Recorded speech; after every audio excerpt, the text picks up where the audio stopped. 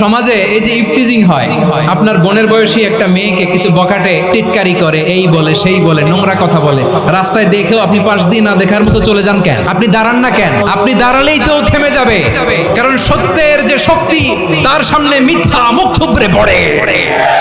আপনার সামনেও কিছুই না, নাথিং। আপনি দাঁড়ান, ওকে প্রশ্ন করেন যে আমার বোনকে তুমি ডিস্টার্ব করো কেন? আপনাকে দেখে আরো 5 জন দাঁড়াবে, 5 জনকে দেখে আরো 10 জন দাঁড়াবে। আমাদের নীরবতা আর আমাদের নিশ্চুপ থাকাই জালিমদেরকে আরো শক্তিশালী জালিম বানিয়েছে। টেন্ডারবাজি, চাঁদাবাজি, দুর্নীতি, অপরাধ, দখলদারিত্ব, মজুদদারি, এগুলো সব কিছু একসাথে প্রতিরোধ করতে হবে, ঠিক কিনা বলেন? এই যে নতুন বাংলাদেশের এক সুযোগ এসেছে, আর জীবনে হয়তো আসবে। আসুন দেশটাকে আমরা সাজাই, আসুন আমরা এক দল আরেক দলকে নিশ্চিহ্ন করার যে রাজনীতি, এটা বন্ধ করি। সব দলের প্রতি আমার আহ্বান, আল্লাহর শপথ নিয়ে বলি, এই নাসিহাতগুলো সবার জন্য, সব দলের জন্য, সব মতের মানুষের জন্য। আমরা কোনো দলের প্রতি মানুষকে ডাকি না, আমরা ডাকি ইসলামের দিকে।